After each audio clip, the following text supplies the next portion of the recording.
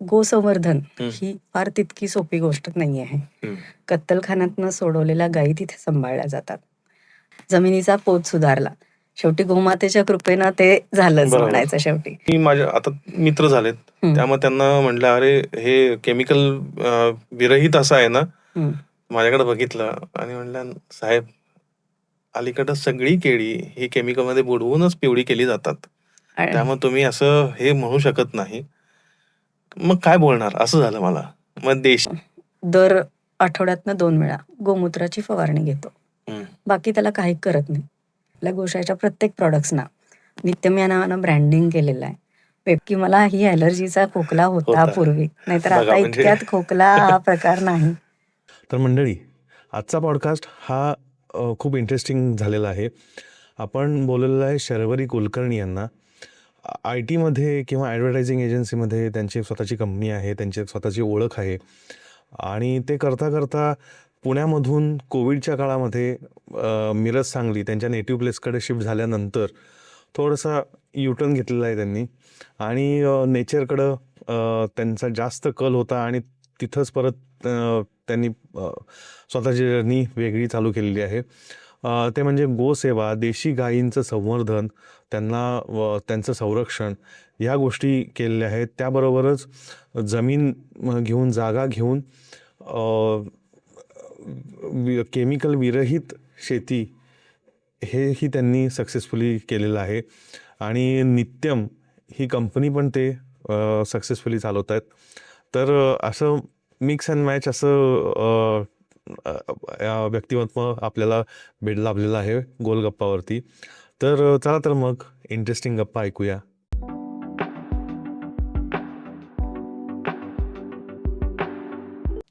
नमस्कार मंडळी, गोलगप्पावरती नेहमीप्रमाणे एक वेगळा सब्जेक्ट घेऊन आलोय. हा सब्जेक्ट खरं तर भावनिक आहे आणि भारतीय संस्कृतीशी निगडीत आहे. गोसेवा. आपण गोमाता म्हणतो, बरोबर? तर त्याच्यासाठी आत्ताची सिच्युएशन सगळ्यांना माहिती आहे. पण गोसेवा ही प्रत्येकानं करता यावी, प्रत्येकाला करायला यावी, हे आत्ता सध्या बऱ्याच ठिकाणी बिंबवलं जातं. पण तसाच प्रयत्न करणारे खूपच कमी जण आहेत. तर आय टी क्षेत्रातल्या शर्वरी कुलकर्णी आपल्याबरोबर आहेत, ज्या त्यांचा एक्सपिरियन्स आय टी क्षेत्रामध्ये ग्राफिक्समध्ये होता. पण ते करताना कोविडमध्ये त्यांना अशी एक अपॉर्च्युनिटी मिळाली की जीवनाला एक वेगळी कलाटणी देण्यासाठी, आणि गोसेवा या क्षेत्राकडे त्यांनी युटर्न घेतला खरं तर, आणि भारतीय संस्कृतीकडे परत त्यांची वाटचाल चालू झाली. तर त्याबद्दलच आपण जाणून घेणार आहे. खूप इंटरेस्टिंग असा सब्जेक्ट होणार आहे हे माहिती आहे मला. तर त्यामुळं मी हँडओव्हर करतो. तर नमस्कार मॅडम. नमस्ते. जसा मी सुरुवात केली त्या पद्धतीनं जर्नी कशी झाली तुमची, की कोविड काळामध्ये तुम्ही याच्यामध्ये कसं काय युटर्न घेतला, हे मला उत्सुकता आहे जाणून घेण्याची. ॲक्च्युली झालं असं, की 15 वर्ष तर माझे पहिले आय टीमध्ये गेले. बरोबर. 2020च्या आधीचे. कोरोनामध्ये असं झालं, की पुण्यात फ्लॅटमध्ये राहण्याचा थोडासा कंटाळ पण आला आणि इकडं गावी आपलं घर असल्यामुळं आम्ही इकडं कोरोना संपेपर्यंत यायचं विचार केला आणि त्याच दरम्यान मग असं झालं, की नॅचरल राहणीमान किंवा एक चांगलं आरोग्यदायी राहणीमान हे इथंच आपल्याला गावी मिळेल. तर हे मला थोडंसं वाटायला लागलं आणि त्या दृष्टीनं आपल्याला काय करता येईल, काय नाही. तर हा प्रवास थोडा या पद्धतीनं चालू झाला. ओके. आय टी क्षेत्र ॲक्च्युली कोरोना दरम्यानच सुटलं असं म्हणता येईल. ओके. पण थोडीफार हे चालू होती माझी. तोपर्यंत कुठं पुण्यामध्ये होता? हो, मी पुण्यामध्ये होते. ओके. म्हणजे लग्नाआधी मी पुण्यामध्ये जॉब करत होते. लग्नानंतरही काही काळ मी पुण्यामध्ये काही वर्ष राहिले ओके. आणि कोरोनामध्ये जसं लॉकडाऊन आला, मुलगी लहान होती, त्यामुळे मग खेळायला हे ते सगळंच बरोबर. अडचणीचं ठरायला लागलं आणि त्यामुळं मग आम्ही इकडं गावी आलो. असं थोडंसं झालं. ओके. मग मिरजेमध्ये आल्यानंतर काय डिसाईड झालं, की बाबा ठीक आहे, नोकरी आहेच, पण जसं मगाशी म्हटलं, की नोकरीचा कंटाळा थोडासा आला होता, पण नेचरकडं यावंसं वाटलं. तर मग काय विचार केला त्याच्यानंतर? ॲक्च्युली कसं झालं, की जेव्हा मी पहिल्यांदा जॉब करायचे, हं. मी साधारण 2च वर्ष जॉब केला. जॉबचा मला कंटाळाच होता. स्वतःचं काहीतरी असावं असं कायम वाटायचं ओके. किंवा वेगळ्या क्षेत्रात काही काम करावं असं कायम वाटायचं. करिअरचा ध्यास पहिल्यापासूनच होता, पण सुरुवात ही नोकरीपासूनच, बरोबर. पर्याय नव्हता. बरोबर. मग 2-1 वर्ष मी जॉब केला. त्याच्यानंतर मग पुण्यामध्ये असताना मी माझी स्वतःची संस्था स्थापन केली डिजिटल ओके. मार्केटिंगची. ओके. डिजिटल मार्केटिंग ही कन्सेप्ट त्यावेळेला मी जेव्हा सुरुवात केली संस्थेची माझ्या, त्यावेळेला खूप नवीन होती. म्हणजे लोकांपर्यंत पोहोचण्याची त्याची जी हे होती ती खूप कमी होती. फार कमी लोकांना माहित होतं डिजिटल मार्केटिंग म्हणजे काय काय. आहे? बरोबर. तर त्यावेळची माझी सुरुवात आहे. ओके. हां, तर मग ती माझी स्वतःची संस्था चालू करून मी त्याच्यामध्ये पुढील वर्ष काम केलेलं आहे 2020 20 पर्यंत. पर्यंत. हां, मग माझी जी टीम होती डिजिटल मार्केटिंगची ती सगळी लेडीज जास्त होत्या त्याच्यामध्ये. ओके. घर सांभाळत मुली छान सिन्सिअरली काम करतात म्हणून मी ठरवलेलं की मुलींनाच जास्त रिक्रूट करायचं आणि वर्क फ्रॉम होम फॅसिलिटी आपण म्हणजे संस्थेच्या सुरुवातीपासूनच ठेवली आहे. हो. सो सगळ्या मुली ज्या आहेत माझ्या, तर त्या घर सांभाळत या गोष्टी करायला लागल्या. हो, हो. त्यामुळे आमचं असं स्पेसिफिक ऑफिस वगैरे असं काही आपण एस्टॅब्लिश केलं केलं नव्हतं. नाही. बरोबर. दरम्यान मग एक 4-5 वर्षानंतर कोरोना आला. कोरोनामध्ये इथं आम्ही शिफ्ट झालो. बरोबर. पण काम चालूच होतं कारण work from Work home from home सगळ्यांना प्रत्येकालाच. असल्यामुळे आणि हो. ऑफिस सेटअप तसा काही नसल्यामुळे मला नसल्यामुळे. तसं काही Easy अडचणीचं गेलं. आलं नाही. राईट. आणि कस्टमर्सना कसं होतं की सर्व्हिस फक्त महत्वाची होती. त्यांना बरोबर. इन्फ्रास्ट्रक्चरचं काही फार तसं हे बरोबर. नव्हतं. जी जोडली गेलेली लोकं होती कस्टमर्स पण, ती पण अगदी अंडरस्टँडिंग होती, ती मिळाली. त्यामुळे तिथेही चांगली ग्रोथ झाली. मग असं करता मग थोडंसं असं वाटलं की नॅचरल म्हणजे कोरोनामध्ये बरेच लोक म्हणतात की कोरोना आम्हाला खूप काही शिकवून गेला बरोबर. किंवा कोरोनामध्ये आमच्या शारीरिक तक्रारी चालू झाल्या. बरोबर. पण मला असं वाटायला लागलं की हे आपल्यात काही होऊ नये. त्यासाठी मग आपण काय केलं पाहिजे? मग मीनवाईल मग मी इकडं आलेच होते आणि मग थोडंसं माझे जे मित्र आहेत डॉक्टर नितेशजी ओझा, वेद किल्लार गोशाळा निमशिरगाव येथे गोशाळा आहे ओके. किल्लार गायींची. किल्लार गायींची. हां, त्याचे संस्थापक आहेत ते. तर त्यांच्याशी मी 2020 नंतर या क्षेत्रात थोडीशी जोडले गेले. ओके. गोशाळा ही माझ्यासाठी पूर्ण नवीन गोष्ट होती. पण बॅकग्राऊंड काहीच नाही. नाही काहीच बॅकग्राऊंड म्हणजे माहीतच नाही. माहीतच नाही. काहीच माहित नाही. गाय त्याच्या आधी गाईला शिवलं तरी असेल. गाय बघितली आहे मी. ऍक्च्युली गोमूत्र अंगावर जरी शिंपडलं तरी मला पहिला नको वाटायचं. पण माहित नाही का मी तिकडे वळले, काय बरोबर. झालं मला माहित नाही. 2020 नंतर मग मी सरांच्या, नितेशजींच्या थोडंसं मार्गदर्शनाखाली मी गोशाळेत जायला चालू केलं. मग सरांना विचारलं की ह्या क्षेत्रात मी काय करू शकते का? म्हणजे माझी जी डिजिटल मार्केटिंगची बॅकग्राऊंड आहे, तर ती धरून मी या क्षेत्रात काही करू शकते का? तर त्याच्यावर आमचा अभ्यास किंवा त्याच्यावर चर्चा झाली थोडीफार. तर असं लक्षात आलं की गोसंवर्धन ही फार तितकी सोपी गोष्ट नाही आहे. कत्तलखान्यातनं सोडवलेल्या गायी तिथे सांभाळल्या जातात. तर त्यांचं संरक्षण करणं, संगोपन करणं, आजारी गायींवर उपचार करणं, त्यांच्या चारा पाण्याची व्यवस्था करणं हे तितकं सोपं नाहीये. तर मग अर्थार्जन तर ते कसं होणार? बरोबर. मग सेल्फ सस्टेनेबिलिटी म्हणजे गोशाळा सस्टेनेबल कसं होणार? हे त्याच्या आधी सर याच्यावर काम करतच होते. पण मी आले म्हणल्यावर मग वेगळ्या पद्धतीने याच्यावर कसं काम करता येईल? तर विचार असा झाला की डिजिटल मार्केटिंगद्वारे आपण गोशाळा कशा हे करू शकतो, सस्टेनेबल करू शकतो, याच्यावर आपण विचार करूया. तर मग तीच माझी डिजिटल मार्केटिंग IT बॅकग्राऊंड घेऊनच मी काय केलं की गोशाळेची जी उत्पादनं आहेत म्हणजे आपल्या गोशाळेमध्ये आता बरीच उत्पादनं, गोमूत्रापासून औषध निर्मिती होते, त्याच्यानंतर शेणखत, शेणापासून शेणखत, शेणापासून इतरही बरेच प्रॉडक्ट म्हणजे धूप स्टिक्स असतील, गोवऱ्या असतील, गोवऱ्यांमध्ये पण चौकोनी गोवऱ्या, गोल गोवऱ्या ह्या पद्धतीनं किंवा ह्या पद्धतीनं जे काही प्रॉडक्ट्स बनतात गोशाळेचे, डिजिटल तुपापासून क्रीम बनवणे म्हणजे शतदौत म्हणून आमचं फेमस क्रीम आहे ते बनवणे. म्हणजे गोशाळेतले जे प्रॉडक्ट्स आहेत तर ते त्याची जी उत्पादनं आहेत ती आणि बाकी इतर सेंद्रिय उत्पादनं ह्या पद्धतीला मार्केट प्लेस उपलब्ध करून देणं हे मी थोडंसं विचारात घेतलं. ओके. की ह्या गोशाळेच्या उत्पादनांना जर आपण मार्केट प्लेस बाहेर शहरामध्ये जर उपलब्ध करून दिली डिजिटल मार्केटिंगद्वारे तर गोशाळा सस्टेनेबल होण्यासाठी आपण थोडाफार हातभार लावू शकतो. बरोबर. मग तिथनं ती जर्नी सुरुवात झाली. मग गाय ही फक्त कन्सेप्ट होती. ही कन्सेप्ट आपल्याला जन्म देऊन पुढं हो, हे करायचं हो, होतं. हो. Yes, great. आणि मग काय झालं, की आम्ही इकडं आल्यावर ॲज अन इन्व्हेस्टमेंट म्हणून शेती घेतली. शेती घेण्याचं पण डॉक्टर नितेशजी ओझांनी आम्हाला सांगितलं, की एक इन्व्हेस्टमेंट म्हणून शेती घ्या तुम्ही. मग आम्ही शेती घेतली, घेऊन ठेवली. पण जसं माझा गोशाळेचा प्रवास चालू झाला, त्याच्यानंतर कळायला लागलं, की गाईचं महत्त्व शेतीसाठी पण तितकंच महत्त्वाचं आहे. मग त्याच्या दृष्टीनं मग माझी पावलं थोडीशी अशी झाली, की शेणखत गोमूत्राचा वापर सरांकडनं मी कायम ऐकायचे, शेणखताचा गोमूत्राचा वापर शेतीसाठी होतो. कारण सर स्वतः खूप शेतीसाठीचे जे व्याख्यान आहे ते स्वतः करतात. ओके. हां, तर त्यामध्ये मग मला एक-एक गोष्टी त्यांच्याकडनं मिळत गेल्या, मार्गदर्शन मिळत गेलं. मग त्याच्यानंतर मग मी काय केलं, की आपण जी घेतलेली शेती आहे, ती गोमूत्र आणि शेणखतावर कसायला चालू करूया, असं माझा विचार आला. त्यासाठीचं मार्गदर्शन पण सरांनी मला केलं. मग तिथनं मग शेती करण्याचा प्रवास चालू झाला. मग सुरुवातीला ठरवलं, की बाबा स्वतःसाठी आत्ता जे काय आहे ते आपण करूया. पूर्ण खडकाळ जमीन होती. मंगसुळीला शेती आहे आपली 4 एकर. ओके. खडकाळ जमीन होती पूर्ण. मग सुरुवातीला त्याच्यामध्ये जी काही पिकं येतील ती बेसिक काढत गेलो, शाळू वगैरे या पद्धतीची. नंतर मग गोमूत्र, शेणखत याचा कंटिन्यू वापर करून त्या पिकांवरती जमिनीची मशागत करून मग खूप छान मातीला रूप आलं. किती चांगली. वर्षात तुम्हाला हा फरक जाणवला? पहिले 2 वर्ष कंटिन्यू आपण त्याच्यावर काम करत राहिलो. आणि शेणखत टाकणे, गोमूत्राची फवारणी घेणे, म्हणजे पिकांवर पण घेणे, मातींवरती पण घेणे. तर ह्या पद्धतीनं करत राहिलो. आणि त्याच्यातनं एक 2 वर्षानंतर पहिले 2 वर्ष तर काय उत्पन्नाचा आम्ही फार विचार केला नव्हता. घरासाठी काही धान्य काढता आलं, काढूया. नाही तर मग राहू दे. आलं तर ठीक.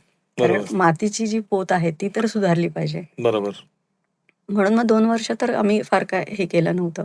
पण 2 वर्षानंतर जे उत्पादन यायला लागलं, ते एकदम छान होतं. म्हणजे अगदी ट्रिमेंडस फरक आम्हाला त्याच्यामध्ये जाणवला. मिरॅकल झालं. जमिनीचा पोत सुधारला. शेवटी गोमातेच्या कृपेनं ते झालंच बरोबर. म्हणायचं शेवटी. आणि मग ह्या म्हणजे थोडक्यात पद्धतीनं हे म्हणजे गोमाता किंवा गाईला आपल्या पारंपरिक ह्याच्यामध्ये भारतीय संस्कृतीमध्ये का महत्व आहे, हे थोडंफार आता तुम्हाला कळायला लागलं आणि हे आपल्याला प्रॅक्टिकली तुम्ही अनुभवलंय. हो, हो. प्रॅक्टिकली अनुभवलंय. कारण कसं आहे, की फक्त गाय ही फक्त गोमाता आहे, असं म्हणून उपयोग नाही. तर गाईचे म्हणजे देशी गाईचे देशी गाईचे हे विषमुक्त शेतीसाठी इतके फायदे आहेत. म्हणजे विषमुक्त शेती म्हणजे काय? जिथं सेंद्रिय म्हणता तुम्ही, सेंद्रिय. ऑर्गॅनिक शेती. हां. आता ऑर्गॅनिकच्या नावाखाली बऱ्याच आता गोष्टी आलेल्या आहेत. पण मी म्हणताना विषमुक्त म्हणते. याचं कारण काय? की माझ्या शेतामध्ये कुठलाही रासायनिक फवारणी घेत नाही. रासायनिक खतं वापरली जात नाहीत. पूर्णपणे तिथली जी पिकं आता येतायत ती पूर्णपणे गोमूत्र, शेणखत, गोकृपामृत जे की गोमूत्रापासून तयार होणारच एक खत आहे, जैविक खत. तर ते आणि पण पर्यावरणपूर्वक शेती म्हणू शकतो आपण. काय होतं की गोमूत्र आणि शेणखत ह्याचा ना जमिनीला नुकसान आहे, ना पाण्याला आहे. बरोबर. म्हणजे पर्यावरणपूरक शेती आपण म्हणू शकतो. हां, बरोबर. तर त्या पद्धतीनं आपण आता शेतामध्ये करतोय. आता आपल्या शेतामध्ये आपलं जे कोर प्रॉडक्ट आहे ते केळी आहे. ओके. आपण साधारण 1000 झाडं केळीची लावली आहेत. आणि ती पूर्णपणे गोकृपामृत, गोमूत्र, शेणखतावरच येतात. बाकी भाजीपाला आपण काढतो. फळं लावलेली आहेत. त्याच्यानंतर बरीच औषधी झाडं पण लावलेली आहेत आपण शेतामध्ये. ज्याचा की आपला डेली वापरासाठी म्हणजे आपण कोरोनामध्ये जे काढे वगैरे करून पिलेले आहेत, ते सगळे झाडं आपण औषधी तिथे लावलेली आहेत. हां, तर कोर प्रॉडक्ट आपलं केळी आहे आणि केळीपासून आपण बाय प्रॉडक्ट बनवतो. म्हणजे कच्च्या केळीची पावडर ती आपण बनवतो. नॉर्मल केळी तर आपण खातोच. पण कच्च्या केळीची पावडर, त्याच्यानंतर पिकलेल्या केळीचं सुकेळी आपण बनवतो. तर ह्याचा फायदा काय आहे, की केळी पावडर ही लहान मुलांना वेट गेनसाठी तुम्ही देऊ शकता त्यांच्या फूडमध्ये. आणि सुकेळी ही पण म्हणजे आपलं जे ड्राय अंजीर असतं तसंच सुकेळी ड्राय बनाना. पण ते पिकलेलं केळं असतं, ते ड्राय केलेलं असतं. सुकलेला अंजीर जसं आहे तसं ते असतं. त्याची टेस्ट आणि त्याचा गोडवा तसाच असतो. आणि जास्त न्यूट्रिशियस जे आपल्याला खायला मिळतं तर ह्यातनं मिळतं. आता लहान मुलांना आपण मार्केटमधलं जे काही देतो ते आपल्यालाही माहित नाहीये किती हार्मफुल आहे ते. नाही, आता सध्या आहे ना, की बाबा बऱ्याच जणांना विचारलं, आता मी भाजी मार्केटमध्ये गेलो तर देठ हिरवं असतं हम्म, केळ्यांचं हम्म, आणि बाकी सगळं पिवळं ते केळ पिवळं असतं. असतं. मग मी माझ्या आता मित्र झालेत, हम्म, त्यामुळे त्यांना म्हटलं, अरे हे केमिकल विरहित असं आहे ना. हम्म. माझ्याकडे बघितलं आणि म्हटलं, साहेब अलीकडं सगळी केळी ही केमिकलमध्ये बुडवूनच पिवळी केली जातात, आणि त्यामुळे तुम्ही असं हे म्हणू शकत नाही. मग काय बोलणार असं झालं मला. मग देशी केळी, वसई केळी हे जे सगळे कन्सेप्ट आहेत त्याच्यामध्ये सगळीकडेच केमिकल यूज होतंय, हे असं ऍक्सेप्टन्स मोड थोडक्यात वाढला. हो हो. मग ते त्याच्याबद्दल काय तुम्ही सांगू शकाल? नाही, आता लोकांचा ट्रेंडच आहे की हल्ली पूर्वीसारखं मिळत नाही, बरोबर. हा म्हणण्याचा ट्रेंडच आहे बरोबर. आणि आपण तो एक्सेप्ट केलाय. हा. पण आपण जर केलंच नाही तर मिळणारच नाही, आणि आपण जर शोधलंच नाही तर सापडणारच नाही. बरोबर. तुम्ही शोधला पाहिजे ना तसा शेतकरी. तुम्ही हा. मार्केटमध्ये जाण्यापेक्षा शेतकरी शोधा, जो हम्म. की तुम्हाला ऑर्गॅनिक देईल, केमिकल विरहित देईल. पण ह्या मग हे पद्धतीनं जे आता केळींचं आता मी सांगितलं, हं. तर त्याच्यात कसं आहे, म्हणजे तुमच्या ह्याच्यामध्ये जनरली केळ पिकायला किती दिवस लागायला पाहिजेत आणि तो मार्केटमध्ये मी तुम्हाला सांगते, काय त्याचं सायकल असं आहे का? पर्टिक्युलरली असं कुठल्याही डेज मध्ये केळी पिकायचं किंवा असं तुम्ही शाश्वत सांगू शकत नाही. हम्म. त्याला पोषकता जशी मिळते, झाडाला हम्म. पोषकता जशी मिळते हम्म. त्याप्रमाणेच ते ग्रो करतं. हम्म. त्याच्यानंतर आपल्या शेतामध्ये तुम्ही जसं म्हणलात की कलर वरचं देठ हिरवं आणि केळ पिवळं असतं, बरोबर. तर ती प्रीमॅच्युअर काढली जातात केळी हम्म. आणि ती केमिकलनं विकवली जातात. हम्म. मग त्या पद्धतीचं कसं होतं, त्याला थोडंसं गोडवा येतो, हम्म. पण ती जी टेस्ट असते ती ओरिजिनल नसते. आपल्या कदाचित शेतात ओरिजिनल टेस्ट कोणी बघितलीच नसेल. असं आता पण मिळणं जरा अवघड आहे, पण आपण देऊ शकतो. बरोबर. आता आपण आपल्या शेतामध्ये काय करतो की झाडावरतीच एखादं केळ पिकायला सुरुवात झाली हम्म. की मग तेच आपण केळीचा घड काढतो. ओ, ओके. याचा अर्थ काय की ते झाडावर पिकलेलं नॅचरली पिकलं, बरोबर. आणि त्याला जर एक 4-8 दिवस असं पोत्यामध्ये बांधून किंवा हम्म. सुती कापडामध्ये बांधून ठेवलं हम्म. तर ते नॅचरली पिकूनही जातात बरोबर. आणि थोडी थोडी पिकतात. म्हणजे असं काही नाही एकदम पिकतात. हम्म. म्हणजे बरोबर. केमिकलमध्ये घातलेली एकदम पटकन. बरोबर. पण अजून एक विषय तुम्हाला असं सांगेन की काही किडणं, एखादं फळ हम्म. म्हणा किंवा भाजी म्हणा, खराब होणं आणि किडणं हम्म. हे जर होत असेल तर तो त्याचा जिवंतपणा आहे, हा. असं मी सांगेन हा. तुम्हाला. By nature. हा, बाय नेचर. एखादी गोष्ट तुम्ही बाहेर ठेवली, एखादी भाजी बाहेर ठेवली तर ती 2 दिवसांना खराब होतीये हम्म. किंवा 4 दिवसांनी ती खराब होतीये. फळभाजी असेल 5-6 दिवसांनी खराब बरोबर. होत असेल. बरोबर. बाय पालेभाजी नेचर लगेच होतं. हा, पालेभाजी लगेच खराब. तर खराब होणं हे त्याचा जिवंतपणा आहे. हम्म. हम्म. केमिकल विरहित जी भाजी आहे, विषमुक्त जी भाजी आहे, ती माझ्या हिशोबानं खराब झालीच पाहिजे. हा. हा. जी रासायनिक आहे ती दीर्घकाळ टिकते, बरोबर. पण ती शरीराला पुन्हा अपायकारक असते. बरोबर. तर ह्या पद्धतीनं आपण जेव्हा काम करतो, शेतामध्ये काम करतोय, तर ह्याच गोष्टी विचारात घेऊन केलेल्या असतात. हम्म. की आपण आता हिरवे मूग, पिवळे मूग पिकवतो शेतामध्ये. हम्म. त्याला आपण दर आठवड्यातनं 2 वेळा गोमूत्राची फवारणी घेतो. हम्म. बाकी त्याला काही करत नाही. पण त्याचा जो स्वाद आहे त्याच्यामध्ये पण फरक असतो. हम्म. म्हणजे केमिकलवालं जे प्रोडक्ट आहे आणि रासायनिक विदाउट. खतांचा वापर केलेलं जे उत्पादन आहे त्याच्यामध्ये आणि आपल्यासारखे जे सेंद्रिय शेती करणारे लोक, त्यांच्या उत्पादनांमध्ये हा जमीन आसमानचा फरक असतो. चवीमध्ये फरक आहे. परत त्याची जी काय म्हणतात ते पेरिशेबल आहे ते. बरोबर. म्हणजे त्या गोष्टी थोड्याशा मॅटर करतात बरोबर. ऍक्च्युली. पण त्याची क्वालिटी चांगली शेल्फ लाईफ आहे. म्हणायचं मला. Shelf shelf life. Life. Shelf life. पण त्याची क्वालिटी चांगली आहे. हो. म्हणजे तुम्हाला टेस्ट वेगळी, तुम्हाला नॅचरल टेस्ट मिळेल. त्याच्यात केमिकल विरहित म्हणजे विषमुक्त जे तुम्ही हो, म्हणताय. हो. त्यामुळे त्याचं म्हणजे कसं आहे की तुम्हाला अपाय तर काही होणार नाही, काही हे होणार नाही. गॅरंटी आपण 100% देऊ शकतो. गॅरंटी. आणि आता जर तुम्ही बघितलात ना, म्हणजे थोडंसं याला वेगळ्या वर्णानं मी जर सांगायला गेलं, तर मार्केटमध्ये आता जे म्हणजे रासायनिक प्रक्रिया केलेल्या भाज्या, फळं म्हणा, आणि हे जे विषमुक्त अन्न आहे, हे खाल्लेल्याचं समाधानमध्ये पण फरक आहे. हम्म. हे खाल्लं, जरी तुम्ही थोडंसं खाल्लं तरी त्याचं समाधान वेगळं आहे. आणि तुम्ही बाहेरचं जे म्हणजे रासायनिक जे करतात, ते जर कितीही पदार्थ खाल्ले तर ते शरीराला लागत नाही आहेत बघा. तर हाच तो फरक आहे की म्हणून प्रत्येकानं ह्या गोष्टी थोड्याशा आत्मसात केल्या पाहिजेत, बरोबर. असं माझं म्हणणं आहे. मग आता गोसेवामध्ये पण आता हे सगळं आलं की बाबा जर बघायला गेलं तर हे खरं तर एक विशेष सर्कल म्हणू शकतो किंवा एकात एकच हे आहे. हो, हो.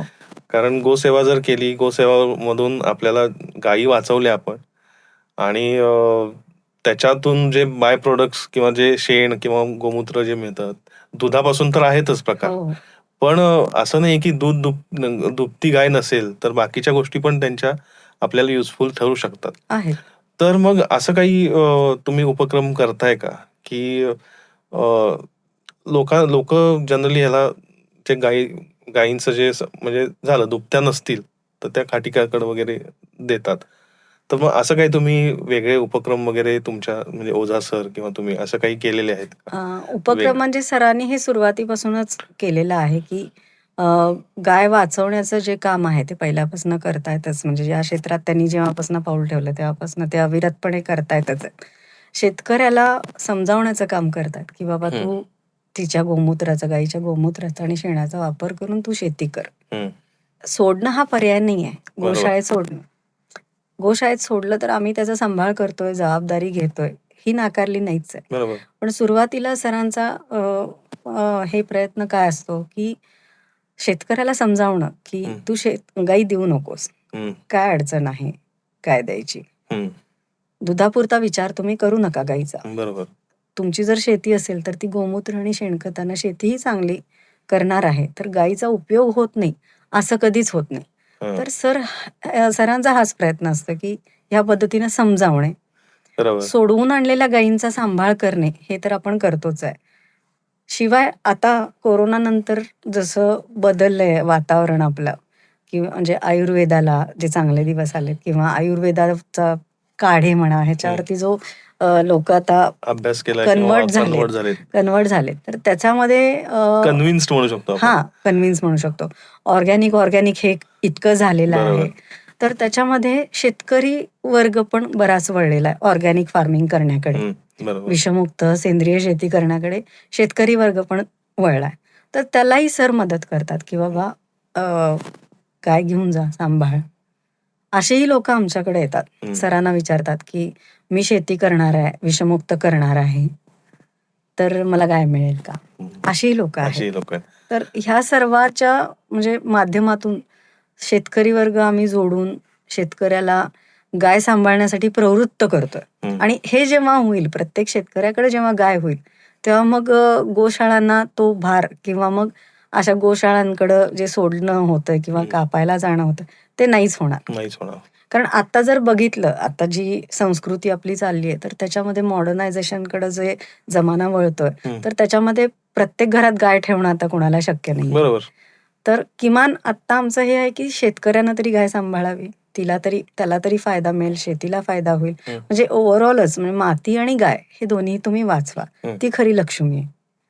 बाकीचं दुय्यम आहे. बरोबर. तर गाय ही माता लक्ष्मी आणि मृदा ही लक्ष्मीच आहे. बरोबर. तर तिचं संगोपन जर तुम्ही व्यवस्थित केलं, तर तुमचं आरोग्य निरोगी राहतंय. बरोबर. मातीचं आरोग्य राहणारच आहे, गाईचं आरोग्य राहणारच आहे.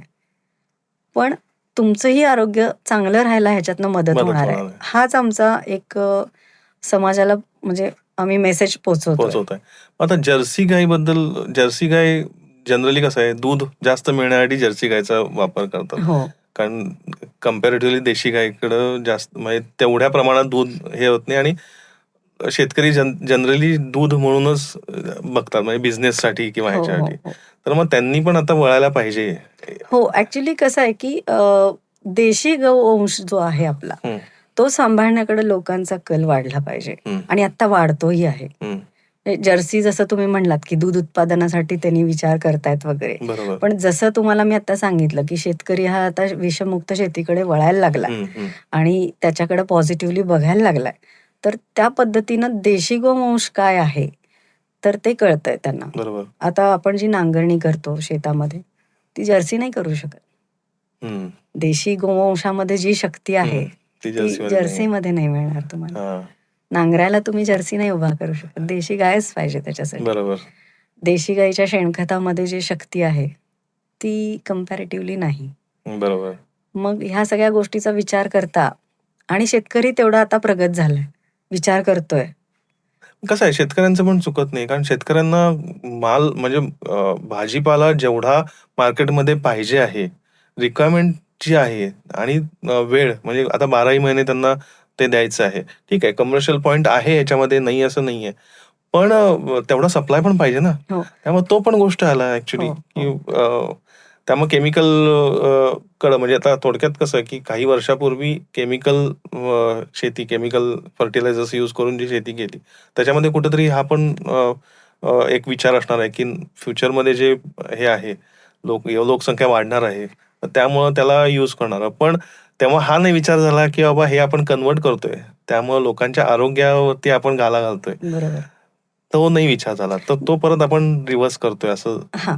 आणि अजून एक गोष्ट काय आहे, की जे प्रोडक्शन म्हणताय की नाही, म्हणजे उत्पादन क्षमता जी म्हणताय की नाही तुम्ही, हां. ज्या त्या पिकाला जेवढा तेवढा वेळ द्यायलाच लागतो.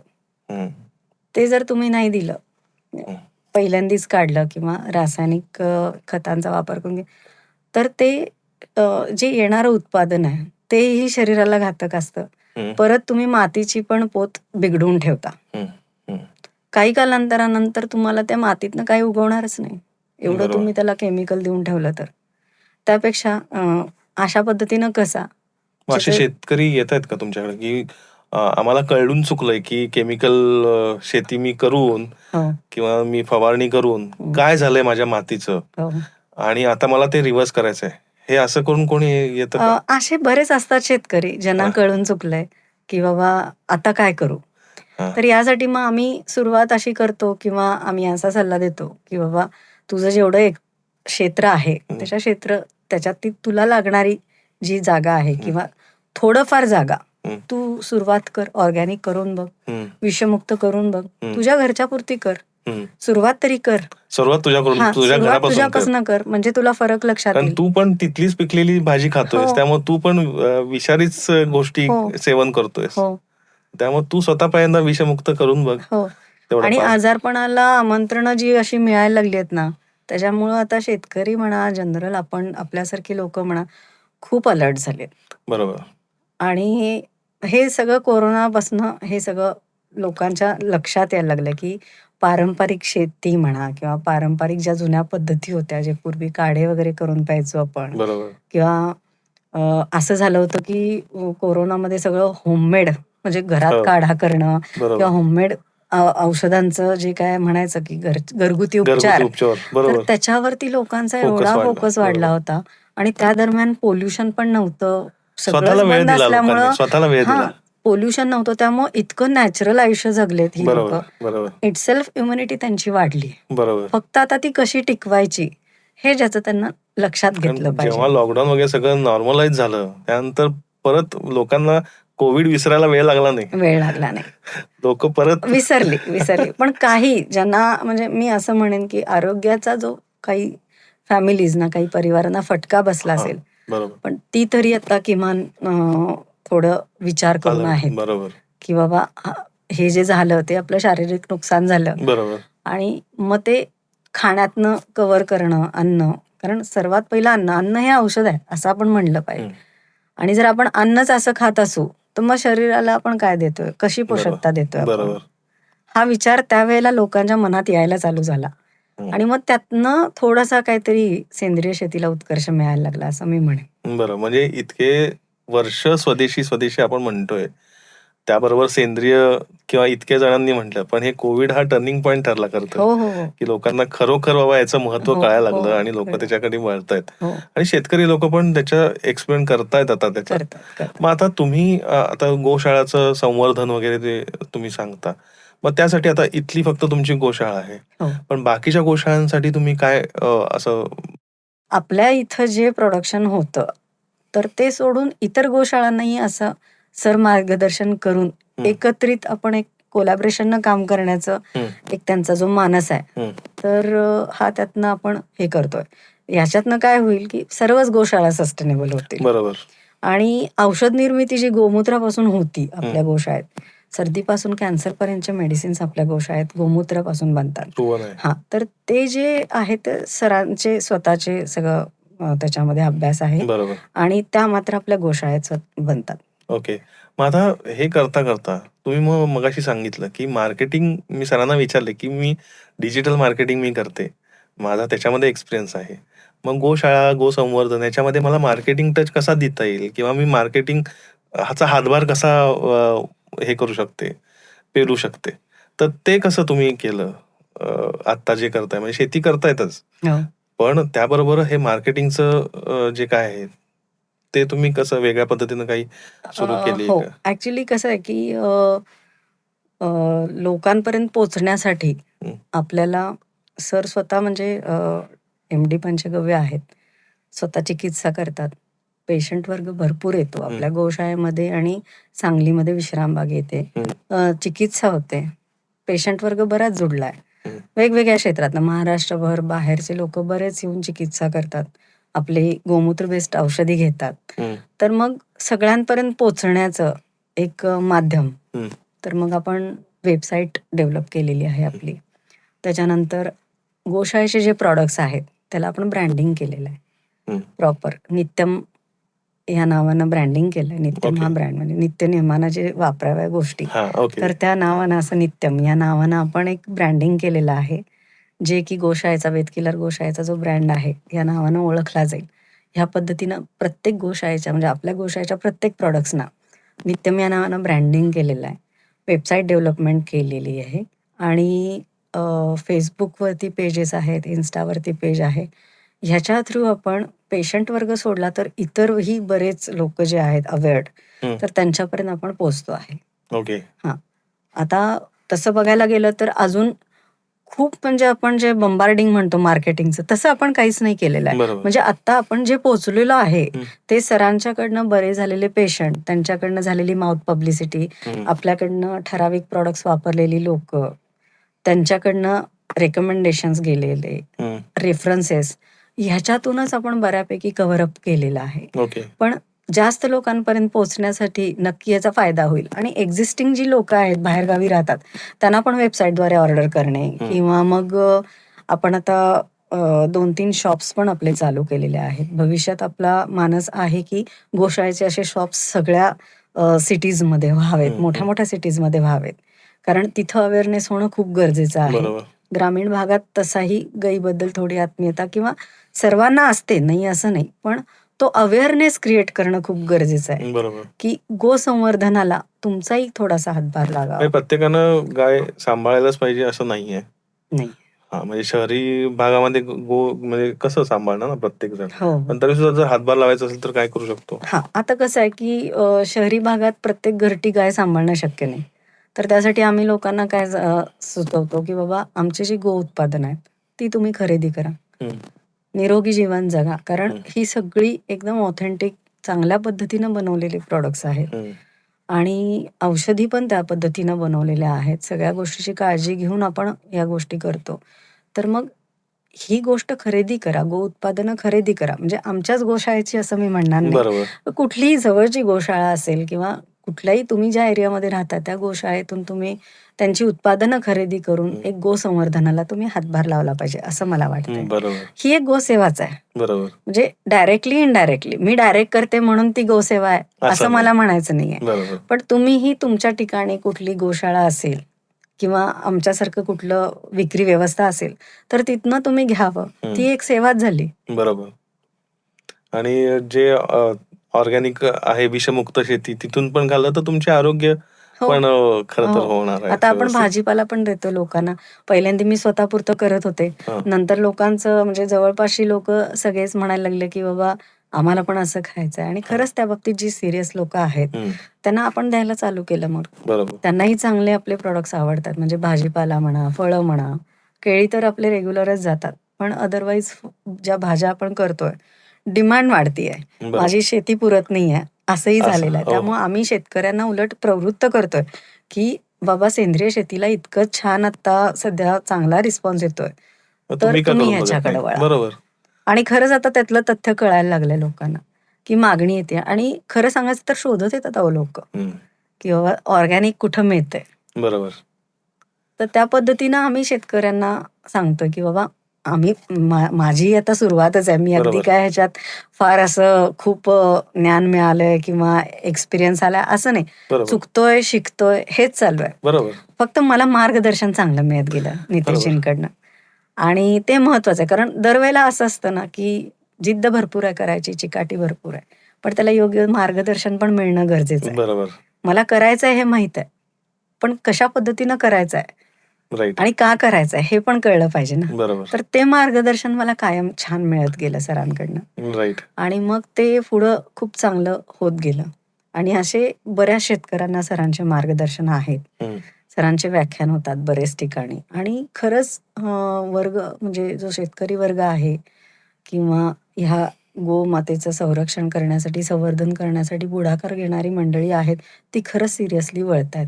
हम्म. बऱ्याचशा व्याख्यानातनं सरांच्या ह्या मेसेज लोकांना जातोय. त्यामुळं लोकांचं असं पण आहे, की सर तुमच्यासारखी गोशाळा आम्हाला काढायची आहे. चांगलं आहे. म्हणजे एक म्हणजे माहीत आहेत प्रोत्साहन समोरच्याला, की मिळतं. बरोबर. ड्रॉबॅक्स आहेत ह्याच्यात. बरोबर. पण त्याच्यावरती फेस करून काहीतरी गायीसाठी करायची एक इच्छाशक्ती त्यांची आहे. बरोबर. त्यामुळे सरांना असे पण येतात, की बाबा सर आम्हाला गोशाळा काढायची, आम्हाला मार्गदर्शन करा.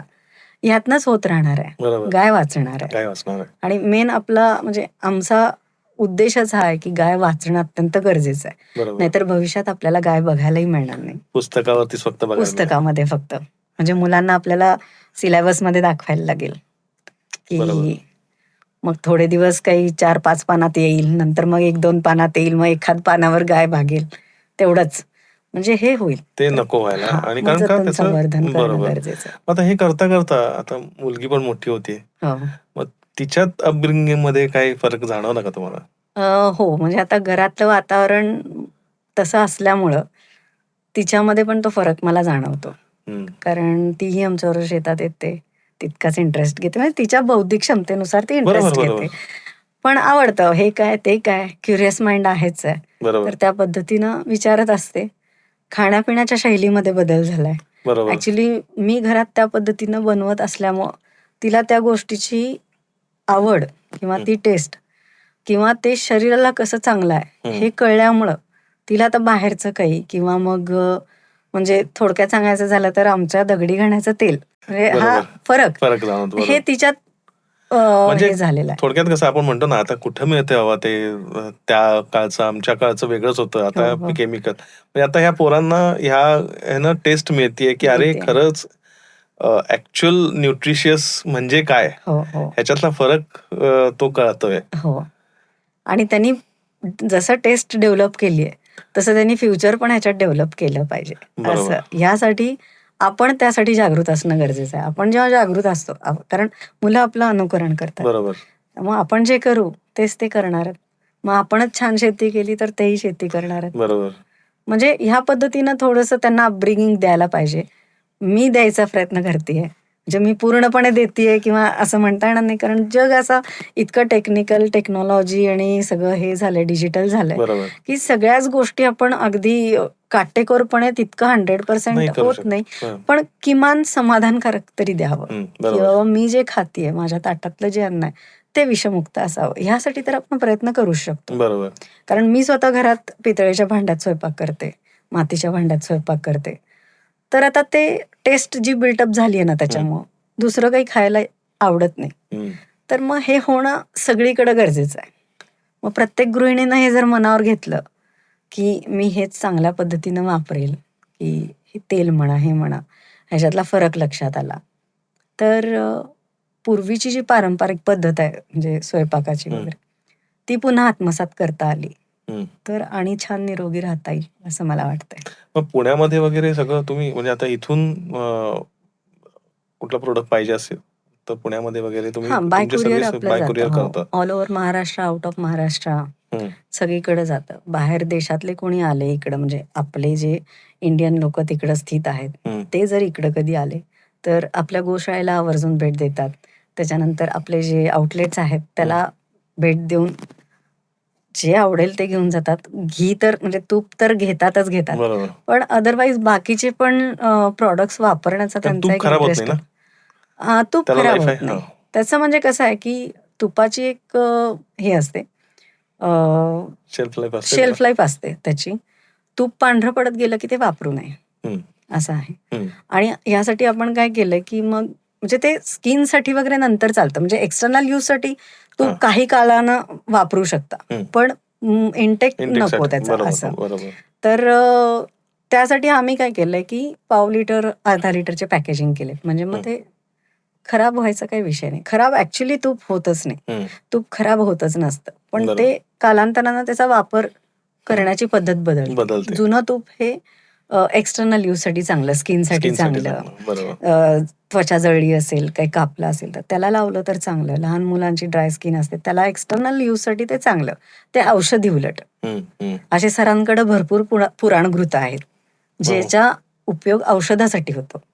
पण मग ते खाण्यासाठी नसतं. बरोबर. असं. ह्या पद्धतीनं. मग तुमच्यात काय स्वतःच्यात फरक जाणवला की 2020 पूर्वीची तुम्ही आणि 2020 नंतरची तुम्ही? ॲक्चुअली फरक म्हणजे काय, की मी कधी अंगावर गोमूत्र शिंपडून घेतलं नव्हतं पूर्वी. कारण आपल्या कल्चरमध्ये असं आहे, की शुभकार्याची सुरुवात करताना किंवा घरात सणावाराला गोमूत्र शिंपडून घर पवित्र करून मग बरोबर. शुभकार्याची सुरुवात व्हायची आपल्या घरी बरोबर किंवा सणांची सुरुवात व्हायची. बरोबर. मी असं गोमूत्र शिंपडायला की असं ते हे करून बरोबर. टाकायची, की मला वास पण आवडायचा नाही. पण नंतर काय म्हणतात तसं गोमातेचीच कृपा म्हणायचं मला ते आणि ते मी असं झटकले म्हणून मग तिनं तिथं आणून ठेवलं, की तुला तिथंच राहायचंय. तर मग ते होत गेलं आणि आता सवय झाली. आता काही वाटत नाही. पण पहिला मला ते गोमूत्राचा वासही सहन व्हायचा नाही. बरोबर. पण आता मी गोमूत्र औषध म्हणून दररोज घेते. मग त्यानंतर इव्हन स्वतःच्या हेल्थमध्ये पण इव्हन गोमूत्र ते झालं किंवा सेंद्रिय शेती करायला लागल्यानंतर तुम्हाला स्वतःच्या ह्याच्यामध्ये फरक काय जाणवला? कारण त्याच्या आधी ऑब्व्हियसली तुम्ही पुण्यासारख्या ठिकाणी जे केमिकल युक्त जे आहेत त्याच गोष्टी खात असणार आहे. हो. मग त्याच्यात तुम्हाला काय फरक जाणवला? ॲक्चुअली मला धुळीचा खूप त्रास होता. हम्म. म्हणजे जेव्हा 2020च्या आधीची गोष्ट आहे. धुळीचा भयंकर त्रास व्हायचा, की बाहेरनं गाडीवरनं जाऊन आलं, धुळीतनं फिरून आलं, की लगेच सर्दी आणि खोकला जाम व्हायचा. हम्म.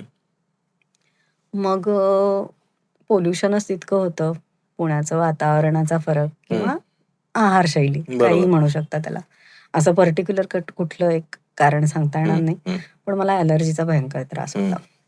मग खोकला इतका लागायचा, की तो थांबायचाच नाही. महिना खोकला राहायचा. म्हणजे मग इतका ते म्हणजे शारीरिक थकवाच यायचा त्याच्यातनं एक प्रकारचा. मग ही जी मेडिसिन्स मी चालू केले, गोमूत्राची औषधी जेव्हा चालू केले, सरांच्या कन्सल्टेशन नंतर त्यांनी मला जी औषधं सांगितली, की हे एवढं घ्या, एवढं पथ्य पाळा. त्या पद्धतीनं जेव्हा मी चालू केलं, महिन्याभरात मला या सगळ्या ॲलर्जीज थांबल्या. अगदी हो. महिन्याभरात. वातावरण बदललं, की मला लगेच खोकल्याचा त्रास चालू व्हायचा. आता पण नाही. आता काहीच नाही.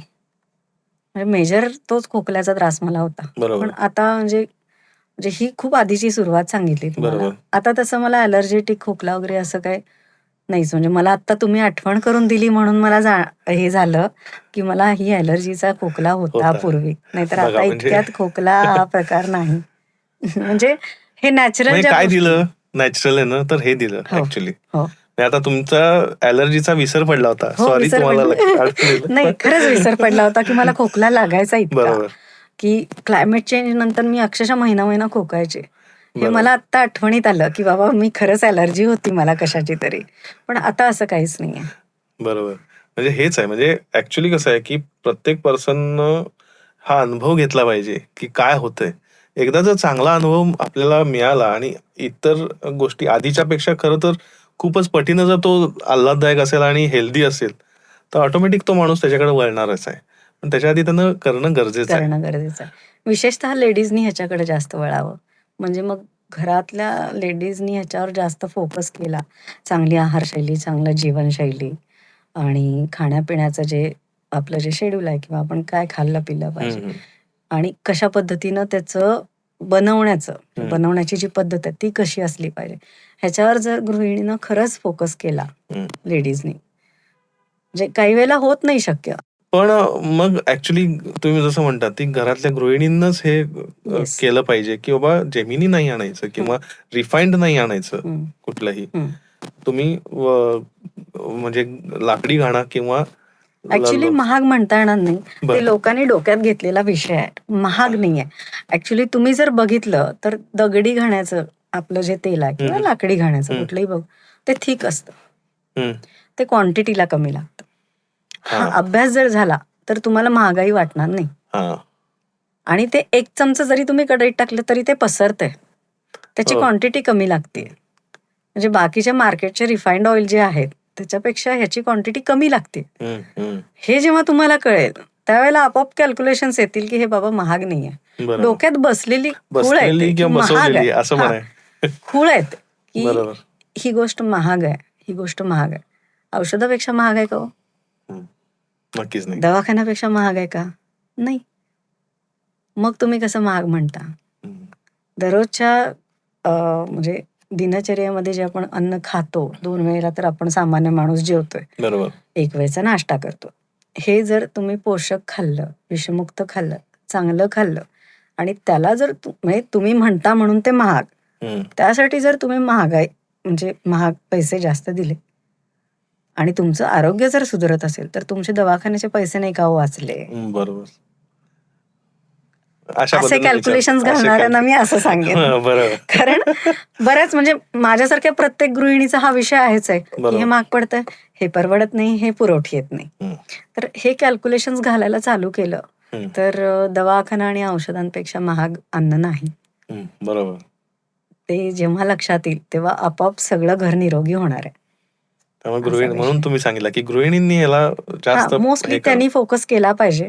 त्या फोकस करतील तेव्हा सगळं घर चांगलं ऑटोमॅटिक जेवेल. चेंज होईल. हो. मग ते कमी खाल्लं तरी अंशी लागणार आहे. हम्म. असा बरोबर. विषय आहे. बरोबर.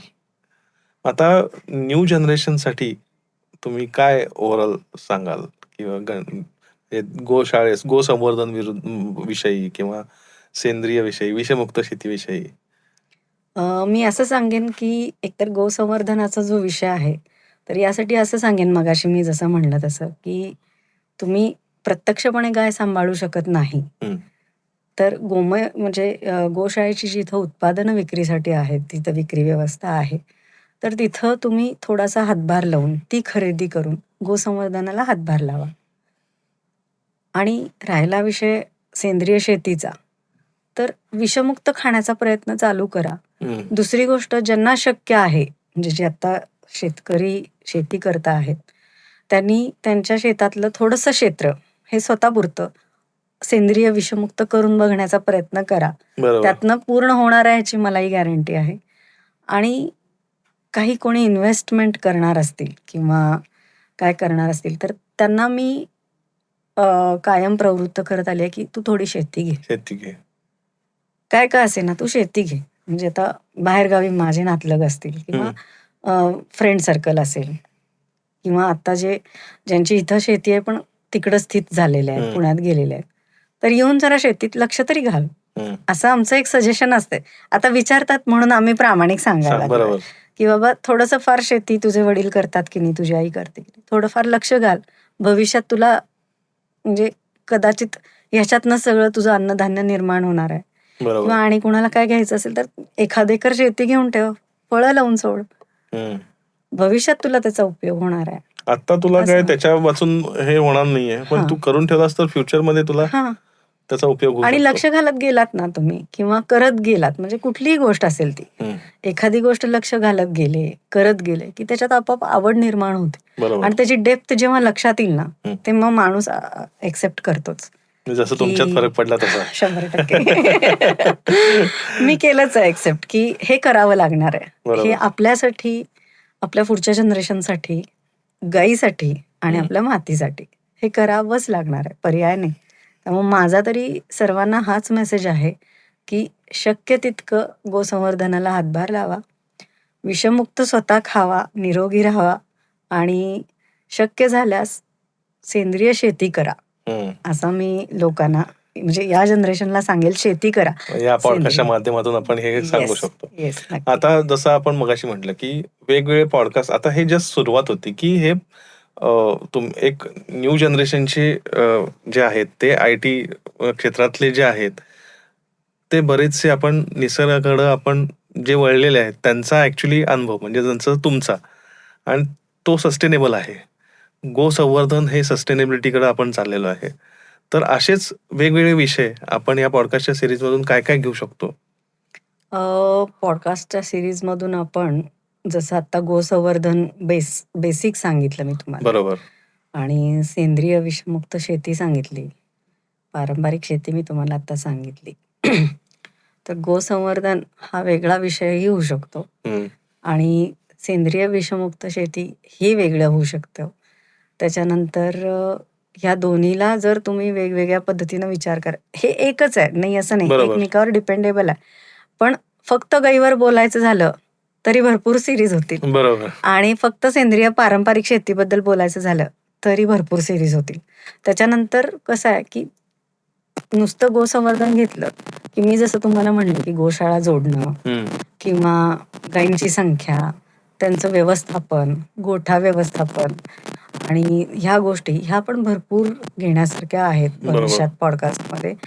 त्याच्यानंतर जर सेंद्रिय शेतीचा विषय घेतला तर धान्य साठवणं कुणाला माहित आहे आज?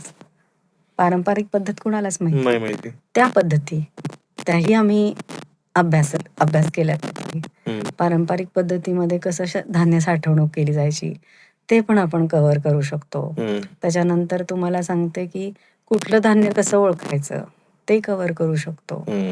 त्याच्यानंतर ह्याच्यातनं ह्या पॉडकास्टमधनं शेतकऱ्यांना जे हवंय, शेतकऱ्यांचे जे प्रश्न आहेत ते सोडवू शकतो. म्हणजे बरंच आहे ह्याच्यामधनं म्हणजे तेच घेऊ आहे, म्हणजे शकतो. मेन हा मी मुद्दा काढण्यामागं तेच आहे की लोकांना लोक शोधतायत भरपूर, हो, पण त्यांना ते योग्य माहिती मिळत नाहीये. मिळत नाही. तर मग म्हणून या पॉडकास्टच्या माध्यमातून ठीक आहे आपण सुरुवात एक केली आहे, पण ह्या गोलगप्पाच्या माध्यमातून व्ह्युअर्सना काय काय पुढे फ्युचरमध्ये ऐकायला मिळणार आहे याचा एक आपण ग्लिम्स दिला Yes. याच्यातून, की नक्की. ज्यामुळं लोकांना इथं गोलगप्पावरती सगळं सोल्युशन मिळू शकेल फ्युचरमध्ये आणि ऑथेंटिक वेनं. हो, तर धन्यवाद मॅडम, खूप छान वाटलं बोलून आणि असेच तुमचे मोठमोठे प्रकल्प होत जावेत याच्यासाठी माझ्याकडून शुभेच्छा. खूप खूप धन्यवाद. मला इथं बोलवलं, बोलण्याची संधी दिली आणि मी आता या पॉडकास्टच्या माध्यमातून मी खूप चांगल्या मोठ्या लोकांपर्यंत पोहोचणार आहे, जनमानसात पोहोचणार आहे बरोबर. आणि त्यातनं म्हणजे अपेक्षित पॉझिटिव्ह बदल व्हावा आणि तुमच्याही भविष्यातल्या वाटचालीसाठी तुम्हालाही खूप खूप शुभेच्छा. धन्यवाद.